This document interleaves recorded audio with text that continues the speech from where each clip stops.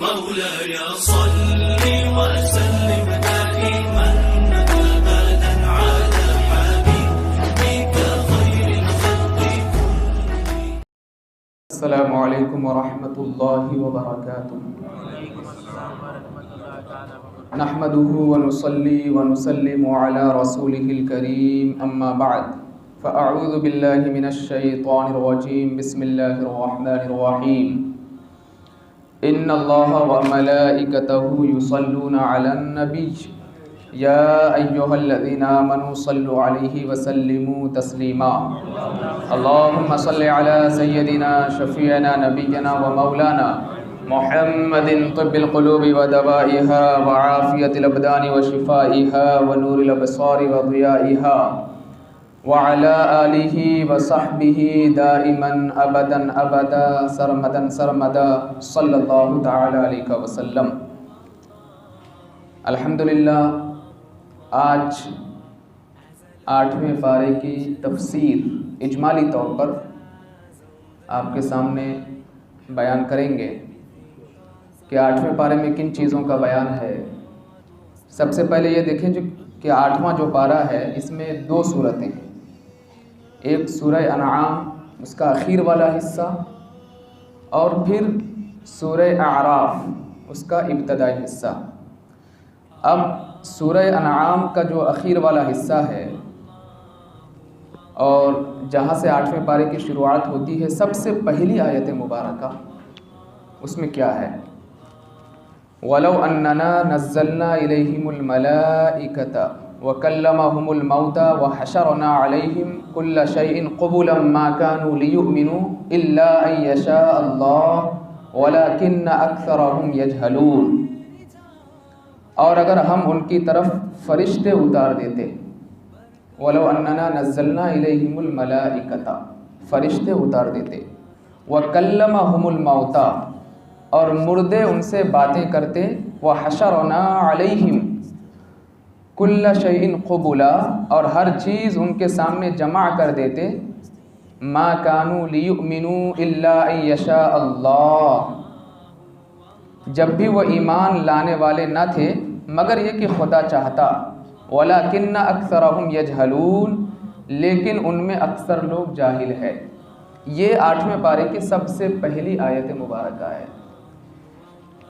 اس میں پروردگار عالم نبی کریم صلی اللہ علیہ وسلم کو تسلی عطا فرما رہا ہے کہ آقا کائنات علیہ الصلوۃ والسلام جب لوگوں کے سامنے اسلام کی دعوت پیش کرتے،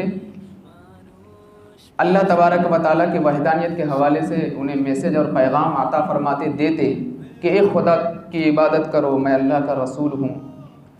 اور نبوت کا اعلان جب آپ نے فرمایا تو بہت سارے لوگ ایمان تو لے کر کے آئے، اور پھر ان کا ایمان تو ایسا تھا کہ وہ اس قدر نبی کریم صلی اللہ علیہ وسلم کی محبت میں گرفتار ہو گئے کہ وقت آنے پر انہوں نے اپنی گردنیں بھی کٹوا دیا انہوں نے اسلام کی نشر و اشاعت کے لیے.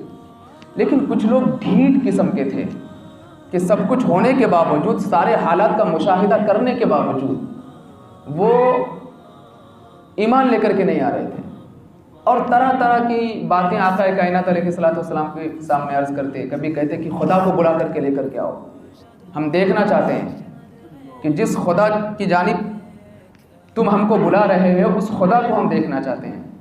کبھی یہ کہتے کہ جبریل کو بلا کر کے لے کر کے آؤ جو تم پر وحی لے کر کے آتا ہے. تو یہ طرح طرح کی باتیں کرتے.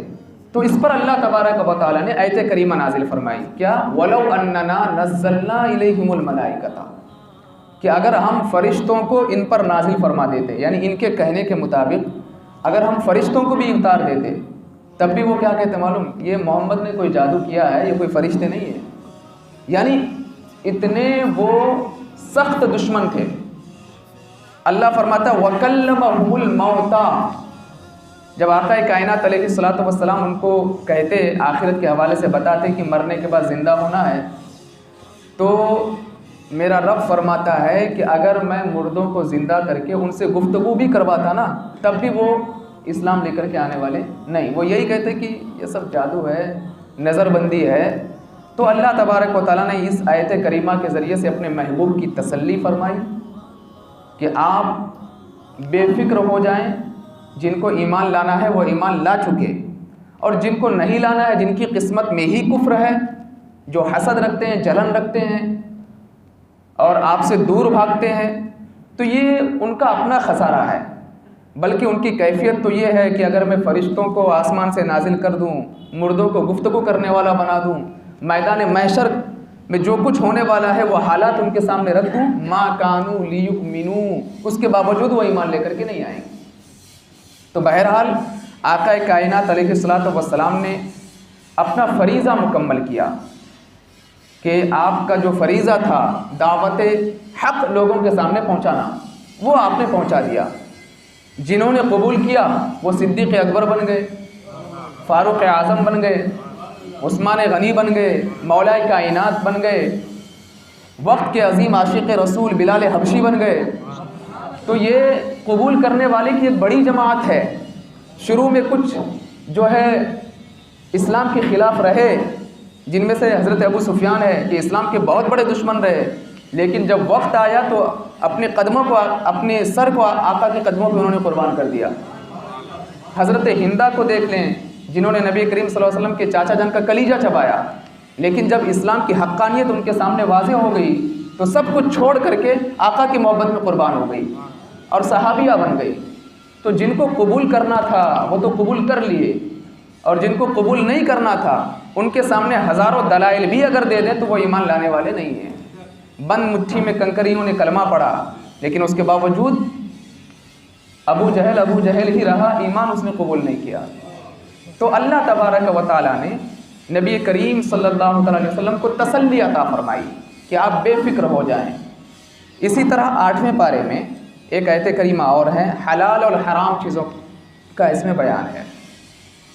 آیت نمبر 119 میں جو ہے یہ ہے، وَمَا لَكُمْ أَلَّا تَأْكُلُوا مِمَّا ذُكِرَ اسْمُ اللَّهِ عَلَيْهِ وَقَدْ فَصَّلَ لَكُمْ مَا حَرَّمَ عَلَيْكُمْ إِلَّا مَا اضْطُرِرْتُمْ إِلَيْهِ وَإِنَّ كَثِيرًا لَيُضِلُّونَ بِأَهْوَائِهِمْ بِغَيْرِ عِلْمٍ إِنَّ رَبَّكَ هُوَ أَعْلَمُ بِالْمُعْتَدِينَ۔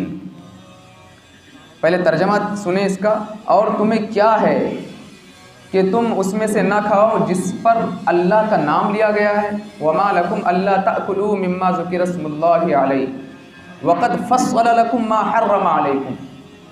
اللہ نے جن چیزوں کو تم پر حرام فرمایا ہے، پروردگار عالم نے اس کو تفصیل کے ساتھ بیان فرما دیا ہے۔ حرام چیزوں کو اللہ نے تفصیل کے ساتھ بیان فرما دیا ہے۔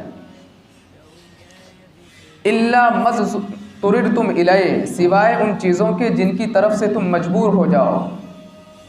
وَإِنَّ كَثِيرًا لَيُضِلُّونَ بِأَهْوَائِهِمْ بِغَيْرِ عِلْمٍ، اور بے شک بہت سے لوگ لا علمی میں اپنی خواہشات کی وجہ سے گمراہ کرتے ہیں۔ وَإِنَّ رَبَّكَ هُوَ أَعْلَمُ بِالْمُعْتَدِينَ، بے شک تیرا رب حد سے بڑھنے والوں کو خوب جانتا ہے۔ یہ جو آیت کریمہ ہے، آیت نمبر 119 سورہ انعام کی، اس کے حوالے سے میں آپ کو بتاؤں، سب سے پہلی چیز ہمیشہ اپنے دماغ میں رکھیں کہ حدیث مبارکہ کے ذریعے سے، کلام مجید کے ذریعے سے جن چیزوں کی حرمت بیان کی گئی وہ چیز حرام ہے، باقی جن چیزوں کی حرمت بیان نہیں کی گئی تو وہ ساری چیزیں کیا حلال ہیں۔ اب اگر سوچو گے کہ اب قرآن میں مجھے ملنا چاہیے، حلال ہے کہ نہیں ہے، جیسے مثال کے طور پر مرغے کا گوشت، چلو ایک مثال دیا میں، پورے قرآن میں دیکھتے رہو گے تو کوئی ملے گا ہی نہیں۔ تو چونکہ مرغے کے گوشت کے بارے میں حرام کا قول نازل نہیں ہوا تو مطلب کیا ہے، وہ حلال ہے۔ تو حرام چیزیں بہت کم ہے جن کو تفصیل کے ساتھ پروردگار عالم نے، نبی کریم صلی اللہ تعالیٰ علیہ وسلم نے، اور آقا کائنات علیہ الصلوۃ والسلام کی وفات کے بعد صحابہ کرام نے، تابعین اعظام نے، تبع تابعین اعظام نے، ائمہ مجتہدین نے اور ائمہ کرام نے، علماء کرام نے اس کو بیان کر دیا ہے۔ اب جو چیزیں، جن چیزوں کو علماء نے بیان نہیں کیا تو مطلب کیا ہے کہ وہ سب کے سب حلال ہے۔ اب کفاروں کی عادت کیا تھی، وہ کیا کرتے تھے کہ کچھ جانوروں کو اپنے معبود کے نام پر چھوڑ دیتے تھے۔ آج بھی بہت سارے دیہاتوں میں آپ یہ چیز دیکھو گے، یہ بڑے بڑے موٹے موٹے بکرے، بولے کون سے یہ؟ نہیں وہ چھوڑا ہوا ہے، ہندوؤں نے چھوڑا ہے، غیر مسلموں نے چھوڑا ہے۔ بلکہ چھوڑو ہمارے کچھ اپنے بھی اس میں جو ہے غرق ہو چکے ہیں کئی جگہوں پر کہ جانور چھوڑ دیتے ہیں. جانور کو چھوڑ دینا ایسے ہی بیچ میدان میں یا کھیتوں میں، مجھے آپ بتائیے یہ اس کے لیے تکلیف دہ ہے کہ نہیں ہے؟ اس کو اگر پناہ گاہ نہ ملے، کہیں کوئی اسے چارہ نہ ڈالے اور جا کر کے کسی کے کھیت میں جا کر کے منہ ڈال دے تو چھوڑنے والے کو گناہ ملے گا. تو یہ شریعت نہیں ہے، یہ جہالت ہے جس کو لوگوں نے اپنی طرف سے قائم کر لیا ہے. تو کفاروں کی عادت کیا تھی کہ ان جانوروں کو چھوڑ دیتے تھے اپنے معبودوں کے نام پر، اور پھر وہ کیا کہتے تھے؟ ان کا کھانا حرام ہے. تو جن چیزوں کو اللہ تبارک و تعالیٰ نے حلال فرمایا ہے ان چیزوں کو وہ کیا کرتے تھے؟ ان کا کھانا حرام ہے. تو اس پر آیت کریمہ نازل ہوئی وَمَا لَكُمْ أَلَّا تَأْكُلُوا مِمَّا ذُكِرَ اسْمُ اللَّهِ، کہ تم کو کیا ہو گیا ہے کہ جن چیزوں پر اللہ کا نام لیا جائے، جن چیزوں کو میں نے حلال کیا اس کو تم حلال جو ہے حرام کہتے ہو، جبکہ ہم نے حرام چیزوں کو تفصیل کے ساتھ بیان کر دیا ہے. اب یہاں پر ایک چیز کو اور بھی میں آپ کو ایک میسج دوں. دیکھیے فاتحہ یہ ہمارے ایمان کا حصہ تو نہیں ہے، فرض نہیں ہے، واجب بھی نہیں ہے، ایک مستحب عمل ہے. اس کو لے کر کے ہمارے اہل سنت و جماعت میں کئی لوگ آپس میں جو ہے لڑتے جھگڑتے بھی ہیں، یہ فاتحہ کرنا چاہیے نہیں کرنا چاہیے، جبکہ ایک مستحب عمل ہے. کرو گے تو ٹھیک ہے، نہیں کرو گے تو کوئی بات نہیں. اگر نہ کرنے والوں کو کوئی اگر برا کہے تو یہ برا کہنے والا غلطی پر ہے، اور جو نہیں کرتا وہ کرنے والے کو برا کہے تو پھر وہ بھی غلطی پر ہے. کیونکہ ایک مستحب عمل کو لے کر کے ایک دوسرے کی جانب انگلیاں اٹھانا یہ اسلام اور شریعت کے خلاف ہے. ہاں اگر بات فرائض کی ہوتی، بات واجبات کی ہوتی تب تو پھر ایک الگ مسئلہ تھا. تو بہرحال اب فاتحہ خوانی میں مٹھائی سامنے رکھ کر کے کیا کرتے ہیں؟ قرآن کریم کی تلاوت ہوتی ہے. اب کچھ لوگ کیا کہتے ہیں؟ یہ نہیں کھانا چاہیے، اللہ نے حرام نہیں فرمایا ہے، حلال ہے. بس فرق صرف اتنا ہے کہ کلام مجید کی تلاوت کر کے مرحوم کے نام پر ایصال کر دیا گیا، ثواب کو بس ہو گیا، اتنا ہی ہے. تو جن چیزوں کو اللہ نے، پروردگار عالم نے، نبی کریم صلی اللہ تعالی علیہ وسلم نے، صحابہ کرام نے اور ہمارے علماء کرام نے، تابعین اعظام نے، ائمہ مجتہدین نے حرام قرار نہیں دیا ہے تو وہ چیزیں حرام نہیں ہیں. اگر نہیں کھانا ہے، احتیاط برتنی ہے تو مت کھاؤ، لیکن یہ نہ کہو کہ یہ حرام ہے. کسی کو اگر کچھ پسند نہیں ہے، وہ اگر نہیں کھاتا ہے تو یہ اس کی اپنی صحت کے لیے ہے. اگر وہ یہ کہے کہ نہیں اس سے میں نے جو ہے کنارہ کشی اختیار کر لی ہے، مجھے ایسا لگتا ہے کہ یہ چیز جو ہے میرے لیے حرام ہے ہمارے چند کتابیں پڑھ کر کے، تو پھر یہ ایک غلط راستے کی جانب آپ جو ہے گامزن ہے. ہمیشہ اس بات کو دماغ میں رکھو، کبھی بھی فروعی چیزوں کو لے کر کے آپس میں نہیں الجھنا چاہیے. تو یہ جو آیت کریمہ ہے حلال اور حرام کے درمیان گفتگو کرنے کے حوالے سے ہے کہ اللہ تبارک و تعالیٰ نے جن چیزوں کو حلال فرمایا ہے وہ چیزیں حلال ہے، جن چیزوں کو حرام فرمایا ہے اس کے بارے میں میرے رب نے تفصیل کے ساتھ کلام مجید میں وضاحت فرما دی ہے. اب یہاں پر اسی سورہ انعام میں پروردگار عالم نے اپنی دو نعمتوں کا تذکرہ فرمایا ہے جو اس نے اپنے بندوں کو عطا فرمایا ہے. وہ کیا ہے؟ آیت مبارکہ سنیں. وَهُوَ الَّذِي أَنشَأَ جَنَّاتٍ مَعْرُوشَاتٍ وَغَيْرَ مَعْرُوشَاتٍ وَالنَّخْلَ وَالزَّرْعَ مُخْتَلِفًا أُكُلُهُ وَالزَّيْتُونَ وَالرُّمَّانَ مُتَشَابِهًا وَغَيْرَ مُتَشَابِهٍ كُلُوا مِنْ ثَمَرِهِ إِذَا أَثْمَرَ وَآتُوا حَقَّهُ يَوْمَ حَصَادِهِ وَلَا تُسْرِفُوا إِنَّهُ لَا يُحِبُّ الْمُسْرِفِينَ. یہ جو آیت کریمہ ہے، اس آیت کریمہ میں اللہ تبارک و تعالیٰ نے اپنے انعامات کا تذکرہ فرمایا کہ میں نے تمہیں باغات عطا کیے، ان باغات میں تم طرح طرح کے درخت لگاتے ہو، ان درختوں سے طرح طرح کے پھل کھاتے ہو. یہ جو کچھ بھی میں نے دیا ہے نا، یہ میں نے ہی تمہیں دیا ہے.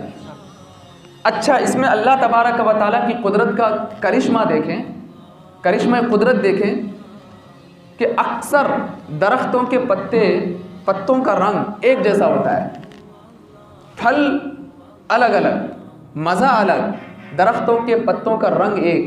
تو یہ کرنے والا کوئی انسان نہیں ہے، کسی انسان کے اندر اتنی ہمت نہیں ہے. یہ جو اس نے درختوں کے پتوں کا رنگ ایک جیسا کیا پھلوں کا مزہ الگ کیا، درختوں کی بناوٹ الگ کی، اسی کا نام پروردگار عالم ہے۔ وہی مولا ہے، وہی ساری کائنات کا داتا ہے، وہی رب ہے۔ ان درختوں کو دیکھو تو تمہیں رب کی وحدانیت پر جو ہے ایمان لے کر کے آ جانا چاہیے۔ تو اللہ تبارک و تعالیٰ نے اپنے بندوں کو نعمت عطا فرمائی۔ تو جب نعمت عطا فرمائی تو یہاں پر اس آیت مبارکہ میں ایک چیز کو خاص دھیان دینا ہے، ایک چیز پر، وہ کیا ہے؟ وَآتُوا حَقَّهُ يَوْمَ حَصَادِهِ، اور اس کے کٹائی کے دن اس کا حق ادا کرو۔ اس کا ترجمہ کیا ہے؟ اس کے کٹائی کے دن اس کا حق ادا کرو۔ آج بہت سارے لوگ سونے میں زکوٰۃ نکالتے ہیں، چاندی میں نکالتے ہیں، مال و زر میں نکالتے ہیں، لیکن کھیتوں میں زکوٰۃ نہیں نکالتے۔ آپ کو ایک مسئلہ میں آپ کو بتاتا ہوں، سونا، چاندی، روپیہ، پیسہ جو کچھ بھی ہے، اس پر زکوٰۃ کے لیے 1 سال کی شرط ہے، لیکن درخت میں، کھیتوں میں، اس میں سال بھر کی شرط نہیں ہے۔ جب جب آپ کاٹیں گے تب تب اس میں سے 10واں حصہ، کسی میں سے 20واں حصہ آپ کو نکال کر کے غریبوں میں تقسیم کرنا ہے۔ پھلوں میں بھی تقسیم کرنا ہے، کھیتوں میں بھی جو ہریالی اگاتے ہیں آپ، اور اس کے ذریعے سے دھان، چاول، جو کچھ بھی آپ حاصل کرتے ہیں، گیہوں ہے، ان سب میں بھی عشر نکالنا ہے۔ ایک حصہ نکال کر کے 10واں حصہ، کسی میں 20واں حصہ، ایک تفصیلی گفتگو ہے، اس میں نکال کر کے غریبوں میں تقسیم کرنا ہے۔ اسی کے حوالے سے اللہ نے فرمایا وَآتُوا حَقَّهُ يَوْمَ حَصَادِهِ، کہ کٹائی کے وقت اس کا حق ادا کر دو، کیونکہ دینا اس لیے غریبوں کو ہے، غریبوں کا حق اس میں اسی لیے بنتا ہے کیونکہ درختوں کو ہواؤں کی ضرورت تھی، اللہ نے اس کا انتظام فرمایا تھا۔ درختوں کو شبنم کے پانی کی ضرورت تھی، اللہ نے اس کا انتظام فرمایا تھا۔ اس کو دن کی بھی ضرورت تھی، رات کی بھی ضرورت تھی، وہ سارا انتظام میرے رب نے فرمایا تھا۔ اور جب تم نے بیج کو زمین کے نیچے بویا تھا تو زمین کے اندر حفاظت کر، یہ میرے رب نے اس کی تھی، تو لہٰذا اب رب فرما رہا ہے کہ میں نے اتنی تو حفاظت کی، اب میں حکم دے رہا ہوں کہ میرے غریب بندوں کو تم دیا کرو۔ آج اگر کوئی تھوڑی سی مزدوری کرتا ہے تو ہم اس کو اس کا حق دیتے ہیں، اللہ کو تو ہم مزدور کہہ ہی نہیں سکتے۔ اللہ تبارک و تعالیٰ کسی کا مزدور تھوڑی ہے، وہ رب ہے، بس اپنے ذمہ کرم پر لے کر کے اپنے بندوں کو پال رہا ہے۔ تو جہاں رب حکم عطا فرمائے پھر وہاں جو ہے حکم میں تاخیر نہیں کرنا، بلکہ فوراً اس کے حکم کی تعمیل کرنا چاہیے۔ اسی طرح ایک اور آیت کریمہ ہے وَمِنَ الْأَنْعَامِ حَمُولَةً وَفَرْشًا كُلُوا مِمَّا رَزَقَكُمُ اللَّهُ وَلَا تَتَّبِعُوا خُطُوَاتِ الشَّيْطَانِ إِنَّهُ لَكُمْ عَدُوٌّ مُّبِينٌ۔ یہاں پر بھی اللہ تبارک و تعالیٰ نے ایک نعمت کا تذکرہ فرمایا کہ میرے بندو، میں نے تم کو زمین میں جانور دیے، کسی کو بھینس، کسی کو گائے، کسی کو بیل، مویشی، مرغیاں، بکرے، یہ سب اللہ تبارک و تعالیٰ نے دیے۔ پھر اس میں بھی غریبوں کا حق ہے، صرف روپیہ پیسوں میں نہیں، اس میں بھی ہے۔ کس کے پاس کتنے جانور ہے اس کے حساب سے اس میں سے ایک جانور، ایک بیل، ایک بکرے کا بچہ، یہ غریبوں کا حق بنتا ہے۔ تو لہٰذا یہ جو نعمتیں اللہ تبارک و تعالیٰ نے عطا فرمائی، یہ کھیتی کے طور پہ، باغات کے طور پہ اور جانوروں کے طور پہ، اگر کسی کے پاس ہے تو اپنے اپنے اعتبار سے حساب لگا کر کے ضرور ان کی زکوٰۃ نکال دیا کرے۔ اللہ تبارک و تعالیٰ جب بندہ زکوٰۃ نکال دیتا ہے تو اس میں کمی نہیں، بلکہ میرا رب اس میں اور برکتیں عطا فرماتا ہے۔ تو یہ سورہ انعام میں اس کا بھی تذکرہ ہے۔ اور اب ایک چیز میں آپ کو بتانے جا رہا ہوں کہ جس میں اللہ تبارک و تعالیٰ نے ایک آیت کے ذریعے سے اپنے بندوں کو 10 وصیتیں کی ہے۔ کتنی؟ 10 وصیت کی ہے۔ وہ آیت کریمہ کیا ہے؟ پوری آیت کریمہ قُلْ تَعَالَوْا أَتْلُوا مَا حَرَّمَ رَبُّكُمْ عَلَيْكُمْ أَلَّا تُشْرِكُوا بِهِ شَيْئًا وَبِالْوَالِدَيْنِ إِحْسَانًا۔ یہاں سے لے کر کے مکمل یہ پوری آیت کریمہ ہے۔ اس پوری آیت کریمہ میں اللہ تبارک و تعالیٰ نے اپنے بندوں کو 10 چیزوں کی وصیت کی۔ وہ 10 چیزیں میں آپ کو بتاتا ہوں کیا ہے۔ سب سے پہلی چیز، اللہ کے ساتھ کسی کو شریک نہ کرو، اس کی عبادت میں کسی کو شریک نہیں کرنا، وہ ایک ہے، اس کے ساتھ کسی کو شریک نہیں کرنا، تو اللہ کو ہمیشہ ایک ماننا، پہلی چیز۔ دوسری چیز، ماں باپ کے ساتھ حسن سلوک۔ اچھا، کلام مجید کا اگر آپ مطالعہ کریں گے تو آپ اکثر جگہ پر دیکھیں گے کہ جہاں اللہ تبارک و تعالیٰ اپنی عبادت کے حوالے سے بندوں کو پیغام دے رہا ہے اور اپنی وحدانیت کا اعلان فرما رہا ہے، اس کے فوراً بعد اللہ تبارک و تعالیٰ والدین کی عظمت کا ذکر فرما رہا ہے۔ اچھا ایک بات اور دماغ میں رکھیں کہ جس طرح خدا ہونے میں وحدہ لا شریک ہے، اسی طرح والدین میں سے ایک یعنی والدہ یہ بھی وحدہ لا شریک ہے۔ کبھی کسی کی دو ماں نہیں، باپ اگرچہ دو ہو جاتے ہیں مطلب شادی ہونے پر، لیکن ماں کسی کی دو نہیں ہوتی ہے، یعنی ماں ہونے میں وحدہ لا شریک ہے، خدا ہونے میں وحدہ لا شریک ہے، اور ماں ہونے میں وحدہ لا شریک ہے کہ ماں ایک ہی ہوتی ہے، دو نہیں ہوتی ہے۔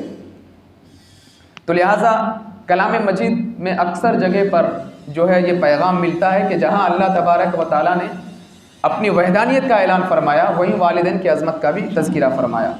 اور پھر وصیت کی اولاد کو قتل نہ کرنا۔ آج بہت سارے لوگ، پہلے تو پیدا ہونے کے بعد مارا جاتا تھا، آج نکلنے سے پہلے ہی پیٹ میں مار دیا جاتا ہے۔ اللہ تبارک و تعالیٰ حفاظت فرمائے، اس دور سے خطرناک دور یہ آج کا ہے، دوائی کے ذریعے سے، انجیکشن کے ذریعے سے پیٹ میں ہی بچوں کو مار دیا جاتا ہے۔ تو اولاد کو قتل نہیں کرنا۔ اور ایک پیغام دیا اسی آیت مبارکہ میں، آیت نمبر 151 جا کر کے مطالعہ کر لیجئے گا، برائیوں سے اجتناب کے حوالے سے کہ برائیوں سے بچنا، کسی کا ناحق قتل نہ کیا جائے، یتیموں کا مال نہ کھانا، ناپ تول میں کمی نہ کرنا، بات کرتے وقت انصاف کو مد نظر رکھنا۔ ایسا نہیں ہے کہ وہ تھوڑا پاورفل ہے تو اس کی جانب مائل ہو گئے اور فیصلہ غلط کر دیا، نہیں، یہی تو ایمان ہے۔ ایسے وقت میں بندوں کو پرکھا جاتا ہے کہ دنیا کی طاقت کے سامنے جھکتا ہے یا رب کی طاقت کے سامنے میرا بندہ جھکتا ہے۔ تو لہٰذا یہ 10 وصیتیں کی، اور 10 وصیت کرنے کے بعد اللہ تبارک و تعالیٰ اب فرماتا ہے ان ھذا صراطی مستقیما فاتبعوہ۔ 10 وصیتیں کرنے کے بعد فرمایا یہ سیدھا راستہ ہے، اس کی اتباع کرو، ہر جگہ کامیابی مل جائے گی۔ یہ 10 وصیتیں اللہ تبارک و تعالیٰ نے کی کہ صراط مستقیم کیا ہے، تو یہی صراط مستقیم ہے جس میں اللہ کی عبادت کا بھی ذکر ہے، اللہ کی وحدانیت کا بھی ذکر ہے، لوگوں کے ساتھ معاملات کس طرح ہونی چاہیے اس کا بھی پیغام ہے، کھانے پینے کے حوالے سے ہے، ناپ تول کے حوالے سے ہے، یعنی زندگی گزارنے کا سلیقہ اللہ تبارک و تعالیٰ نے اس آیت مبارکہ میں سمیٹ کر کے اپنے بندوں کو گویا کہ ایک خزانہ عطا فرما دیا ہے۔ اور اس کے بعد فرمایا ان ھذا صراطی مستقیما، یہی سیدھا راستہ ہے، فاتبعوہ، اس کی اتباع کرو، ولا تتبعوا السبل فتفرق بکم عن سبیلی، الگ الگ راہوں کی اتباع مت کرو۔ آج ہمارے کچھ نوجوان کیا ہے معلوم ہے، اس کو بھی سنتے ہیں، اس کو بھی سنتے ہیں، اس کو بھی سنتے ہیں، اس کو بھی سنتے ہیں، اس کو بھی سنتے ہیں، اور 50 لوگوں کی گفتگو سن کر کے اس کا معاملہ یہ ہو جاتا ہے، نہ خدا ہی ملا، نہ وصال صنم، نہ ادھر کے رہے نہ ادھر کے رہے، وہ ڈیسائیڈ ہی نہیں کر پاتا کہ آخر میں نماز کیسے پڑھوں، میں روزہ رکھوں تو کس کو فالو کروں۔ اسی لیے 10 لوگوں کو انتخاب کرنے سے بیٹر ہے کسی ایک کو فالو کر لو، اور اگر واقعی فالوور بننا چاہتے ہو تو پھر نبی کریم صلی اللہ علیہ وسلم کی سیرت کو پڑھو، میرے آقا کو فالو کرو، لقد کان لکم فی رسول اللہ اسوۃ حسنہ، کہ رسول کریم صلی اللہ علیہ وسلم تمہارے لیے بہترین فالوور ہیں، ان کو فالو کرو، دنیا میں بھی کامیاب ہو جاؤ گے اور آخرت میں بھی کامیاب ہو جاؤ گے۔ تو اس آیت کریمہ میں اللہ تبارک و تعالیٰ نے اپنے بندوں کو یہ پیغام دیا ہے۔ یہ سب ہونے کے بعد اللہ تبارک و تعالیٰ سورہ انعام کے اخیر میں نبی کریم صلی اللہ تعالیٰ علیہ وسلم کو ایک پیغام عطا فرما رہا ہے۔ وہ کیا ہے، اس کو دھیان سے سنیے۔ اللہ اپنے محبوب سے فرماتا ہے قل ان صلاتی و نسکی و محیای و مماتی للہ رب العالمین۔ اے محبوب آپ فرما دیجئے، اللہ اپنے محبوب سے فرما رہا ہے، اے محبوب تم فرما دو، ان صلاتی میری نماز، و نسکی میری قربانی، و محیایا میرا مرنا، و مماتی میرا جینا، للہ رب العالمین، سب کچھ میرے پروردگار عالم کے لیے ہے۔ گویا کہ اللہ تبارک و تعالی محبوب کے ذریعے سے بندوں کو پیغام دے رہا ہے کہ میرے بندو جب تم مجھ پر ایمان لے کر کے آ جاؤ، میرے نبی کی رسالت کو تسلیم کر لو، اب تمہاری پوزیشن یہ ہو جانی چاہیے کہ تم زندہ رہو تو اللہ کے لیے، مرو تو اللہ کے لیے، نماز پڑھو تو اللہ کے لیے، قربانی کرو تو اللہ کے لیے، یعنی جینا مرنا کھانا پینا سب کچھ تمہارا مولا کے لیے ہونا چاہیے۔ لا شریک لہ وبذالک امرت وانا اول المسلمین، عبادت میں کسی کو شریک نہیں کرنا۔ اور پھر آقا کائنات علیہ الصلوۃ والسلام فرماتے ہیں میں سب سے پہلے مسلمان ہوں۔ یعنی ہم جس نبی پر ایمان لے کر کے آئے وہ سب سے پہلے مومن ہے۔ کیسے ہے؟ جب عالم ارواح میں اللہ تبارک و تعالیٰ نے ساری روحوں کو جمع فرمایا تھا، اسی لیے کسی پر بعد میں یہ حجت نہیں بنے گی کہ مولا ہم کو پتہ ہی نہیں تھا۔ عالم ارواح میں اللہ تبارک و تعالیٰ نے ساری روحوں کو جمع کر کے فرمایا تھا الست بربکم، کیا میں تمہارا رب نہیں ہوں؟ تو روحوں نے بولا بلا، کیوں نہیں، تو ہی تو ہمارا رب ہے۔ تو سب سے پہلے جس کی روح نے بولا اس ذات کا نام محمد مصطفیٰ صلی اللہ علیہ وسلم ہے، کہ سب سے پہلے نبی کریم صلی اللہ علیہ وسلم کی روح نے اقرار کیا کہ مولا تو ہی میرا رب ہے۔ تو اسی لیے وہ انا اول المسلمین، آقا کائنات علیہ الصلوۃ والسلام اس کائنات میں سب سے پہلے مومن ہے۔ نبی کریم صلی اللہ علیہ وسلم کے بعد پھر انبیاء کرام علیہ الصلوۃ والسلام نے اللہ تبارک و تعالیٰ کی وحدانیت کا اعلان فرمایا تھا عالم ارواح میں۔ تو اس آیت کریمہ میں اس بات کا بھی ہمیں میسج ملتا ہے۔ اب بس سورہ اعراف اختصار کے ساتھ میں آپ کو بیان کروں کہ سورہ اعراف میں اللہ تبارک و تعالیٰ نے اپنی ایک نعمت کا تذکرہ فرمایا جو سورہ اعراف اسی صورت میں ہے۔ ابھی تک آپ نے سورہ انعام کا اخیر والا حصہ سماعت کیا۔ سورہ اعراف میں اللہ تبارک و تعالیٰ نے فرمایا لقد مکناکم فی الارض وجعلنا لکم فیہا معائش قلیلا ما تشکرون، اور بے شک ہم نے تمہیں زمین میں ٹھکانہ دیا۔ کس میں؟ زمین میں۔ یہ جو زمین ہے جس پر ہم چلتے ہیں، خریدنے سے مالک کوئی بن نہیں جاتا، بس جب تک زندہ ہو تب تک رہو اس میں، مالک نہ سمجھو۔ ٹھکانہ تو اللہ نے تم کو دیا ہے کہ زمین ہم نے تم کو عطا کیا، اور زمین عطا کرنے کے ساتھ ساتھ زندگی گزارنے کا ہم نے تمہیں سلیقہ دیا۔ لیکن اتنا دینے کے بعد میرا رب فرماتا ہے قلیلا ما تشکرون، بہت کم لوگ شکر گزار ہیں۔ زمین جیسی عظیم نعمت اللہ نے ہمیں عطا فرمائی، بچھونا گویا کہ اللہ نے عطا فرما دیا ہے، ایک فرش عطا فرمایا ہے جس پر ہم چلتے ہیں۔ اتنی عظیم نعمت عطا فرمانے کے بعد بھی اگر بندہ رب کا شکریہ ادا نہ کرے تو پھر وہ بندہ جو ہے ناشکر کہلاتا ہے۔ میرا رب فرماتا ہے لَإِن شَكَرْتُمْ لَأَزِيدَنَّكُمْ، کہ میرے بندو اگر تم شکریہ ادا کرو گے میں تمہیں حد سے زیادہ عطا کر دیا کروں گا۔ تو اللہ کا شکریہ ادا کرو۔ تو یہاں پر اللہ نے اپنی ایک نعمت کا تذکرہ فرمایا جو زمین میں نے تمہیں دیا۔ وَلَقَدْ خَلَقْنَاكُمْ ثُمَّ صَوَّرْنَاكُمْ، آگے جو آیت کریمہ ہے میرے بندو میں نے تمہیں پیدا کیا اور پھر تمہیں صورت عطا کی۔ یہ جو صورت ہے نا جس کے بناؤ اور سنگھار میں ہم کیا سے کیا نہیں کر دیتے، یہ میرے رب نے عطا کیا ہے۔ ایک آنکھ میں پرابلم ہو جائے، دنیا کی کوئی طاقت ایک جگہ جمع ہو کر کے وہ آنکھ عطا نہیں کر سکتی جو قدرتی طور پر میرے رب نے ہمیں عطا فرمایا ہے۔ پھر سب سے بڑی بات یہ ہے کہ اللہ تبارک و تعالیٰ فرماتا ہے پھر میں نے فرشتوں سے فرمایا آدم کو سجدہ کرو۔ یہاں پر انسانوں کی اہمیت بھی اللہ نے لوگوں کے درمیان بتا دی کہ میرے بندو میں نے تمہیں 18,000 مخلوق میں سب سے اونچا مقام تمہیں عطا کیا ہے۔ 18,000 مخلوق میں سب سے عظیم اگر کسی کو مقام حاصل ہے وہ حضرت انسان کو حاصل ہے، لیکن حضرت انسان ہے کہ ناشکری ہی پر بس تلے ہوئے ہیں، تو یہ اللہ کو پسند نہیں ہے۔